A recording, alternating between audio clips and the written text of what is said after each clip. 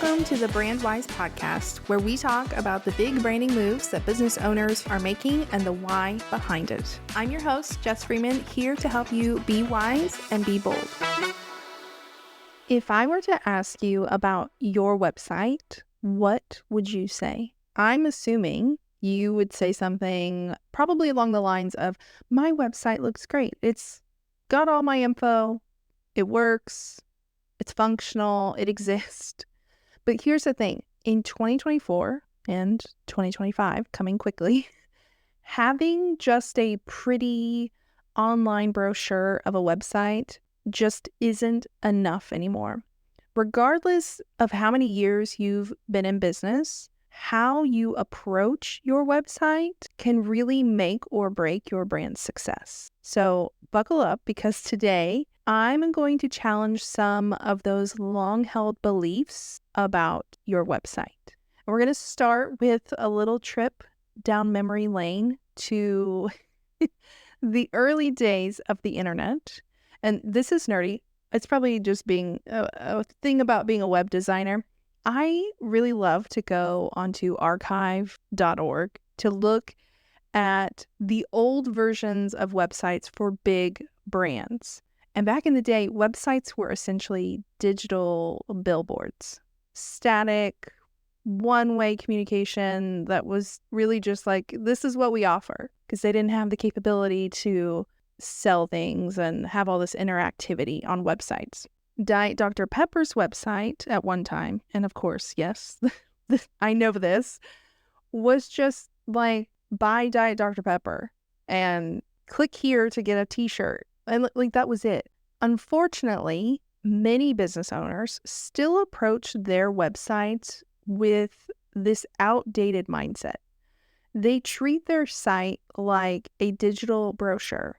Set it up, maybe update it each year around January 1st, maybe, and hope for the best. This approach is limiting your brand's potential in ways you may not even realize. When was the last time you updated your website? And I'm not saying even just like an overhaul. I'm talking even just like little updates. And if you can't remember, or if it was more than 6 months ago, you might also be falling into this trap, because your brand isn't static. It's a living, breathing entity that evolves with your business, your customers, and the market. You change your offers, you tweak your messaging, you fine-tune your niche. So why should your website, which is often the first point of contact between your brand and potential clients, be any different? I know that many business owners still prioritize their logo or social media over their website, and it's very easy to get caught up in perfecting your brand colors or crafting that perfect Instagram post, thinking that's what's going to drive sales. And while those elements are important, relying solely on social media for visibility and sales is so risky. Your website should be the anchor of your online presence, something that works for you, not against you, and doesn't rely on algorithms or ad spend. And this is where the paradigm shift comes in. Leading brands have realized that websites aren't just information banks anymore. They're like little ecosystems that can drive engagement and visibility. They're a way to get more data, and they help shape brand perception. So take Patagonia, for example. Their website isn't just a place to buy clothes. Their website is a tool for storytelling, community building, and sharing their mission of environmental responsibility. But what sets a brand like Patagonia apart isn't just a fancy website. It's their entire brand. But they've understood the value of creating an experience that reflects their core values and mission. And this is something that I specialize in, just FYI, helping you change your website into a platform that doesn't just showcase what you do, but who you are and why your business matters. Now, I know you might be thinking, that's great for, like a big company like Patagonia, but I'm not in their league. And here's the thing, you don't need to be. What we're talking about can be applied to businesses of any size because it's about mindset, not budget. And your website isn't just a part of your brand. For many people, it is your brand. And it's time we started treating it that way. So how exactly are we supposed to be thinking about our websites? Let's break it down quickly into just 3 little roles that a website should play. First, a storytelling platform. Your website should be the heart of your brand's messaging. That should be so clear on your website. Second, a real-time market research tool. Every click, search, interaction on your website is a gold mine of insights. And even as a creative, I love some data. And third, it should be a sales funnel because we all have a bottom line, and that's to make money. A great website should serve as a sales funnel, guiding people toward buying from you or hiring you. Now, these elements should all work together, but a lot of times business owners stumble because they focus on just one of those at the expense of the others. And a truly effective website balances all 3. Now, I can probably hear most of you or some of you thinking, but my website is working fine. Why should I fix what isn't broken? Okay, well, is it fine or is it actually having an impact on your business? Let's think about someone who's been in business for a decade. They have a beautiful website. It's professionally designed. It perfectly captured their brand as it was 5 years ago. And the problem is that while their website stood still, their brand and their market moved on. They've evolved their product line, they've shifted their target audience, tweaked their messaging, but none of this is actually reflected on their website because they're using Google Docs and Notion sites. So what's the result? A massive disconnect between their social media and their actual brand. When your website doesn't evolve, people assume your company maybe is out of business or no longer relevant. Maybe there's someone who has a fresher perspective and is on top of things in the industry. And despite what some weird LinkedIn ads may think, I have no physical storefront for people to visit, and neither do you. And a dated website often suggests a dated business. If your social media and advertising are telling one story, but your website is telling another, the inconsistency can damage trust and credibility. Customers start to question your authenticity. They might wonder what else about your brand isn't up to date or accurate. And from an analytical standpoint, outdated websites often lack interactive elements and fresh content that keeps visitors engaged, which can lead to higher bounce rates, lower conversion rates, and not to mention, Google favors websites that are regularly updated with fresh, relevant content. An outdated website might see its search rankings drop over time, which is reducing your visibility to more potential customers. But here's the good news. It's never too late to start treating your website as a dynamic piece of your brand.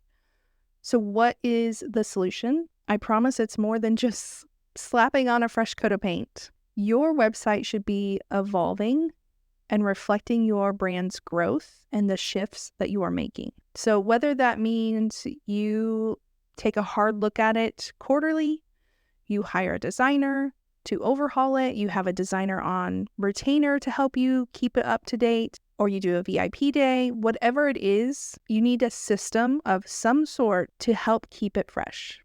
And this isn't just about aesthetics, because please do not go change your color palette 15 times in a year. It's about staying relevant and competitive in your industry. And the best part is you're in control. It's yours to shape and refine as your business grows. Because as we are usually reminded at least a few times each year, when social networks go down and the servers don't work for a few hours, your website is one of the few things you truly own in your brand. Think about it. When social media algorithms change, as they seem to do every month, or platforms go down, what's left? Your website. The one place where you can fully control your brand messaging, your brand narrative, and that's why it needs to be a priority, not an afterthought. When Instagram is down is not the time to be like, oh yeah, I should now update my website, like make sure it's all top notch in case someone tries to come looking for me. And your Instagram may get hundreds or thousands of likes, but if those followers aren't converting on your website, it's time to rethink your strategy. And I'm not just talking about your Instagram strategy, I'm talking about your website strategy. Now, I know you're probably thinking, okay, this sounds great, but like, how do I even know if these little tweaks or this overhaul is making a difference? Excellent question. So let's look at some key metrics that you should be tracking or looking at on your website. The first is engagement metrics. So time on site, pages per session, bounce rate. You should be seeing an improvement in all of these areas. Conversion rates, not just sales, but like newsletter signups, downloads, any kind of interaction that people can take with your brand. Next is a return visitor rate. So ideally, you would see more people coming back to your website because then this shows that you are providing value and strengthening your brand affinity. And a lot of this comes with if you're creating content like blogs, podcasts, or videos, and you house those items on your website and people know that, they can go, I bet she has this on her website. Let me go look. There's also social shares and backlinks, because if your website is of value, people are going to want to share it, which is going to increase your brand's reach and authority. Now, tools like Google Analytics and Hotjar and lots of others can help you track some of these metrics. The key is we first have to establish a baseline before you go making changes and changing colors and rebranding. Then monitor how these metrics shift as you implement a new strategy. As a shameless plug, this is something I offer to clients who want someone to analyze that data. So if you want help interpreting that, we definitely need to chat. But here's the most important thing to remember. While technology and tactics may change, the principle that we've discussed today remains the same. Your website should be evolving with your brand, not sitting there like a static brochure. I know we all probably loved playing in Microsoft Publisher back in the day, but your website is bigger and more important than that. As we wrap up, I want to encourage you to take a look at your own website. I want you to ask yourself, is it truly representing my brand as it exists today and as I want it to exist in 2025? Is it engaging? Is it converting? Is it adapting and evolving alongside my brand and my business? Because remember, in 2024 and 2025, your website isn't just a part of your brand strategy. It's the very heart of it. You are not just improving a website. You are elevating your entire brand. I hope this episode has inspired you to look at your website with fresh eyes. Don't forget to subscribe to Brandwise on your favorite podcast platform, and I will see y'all next week.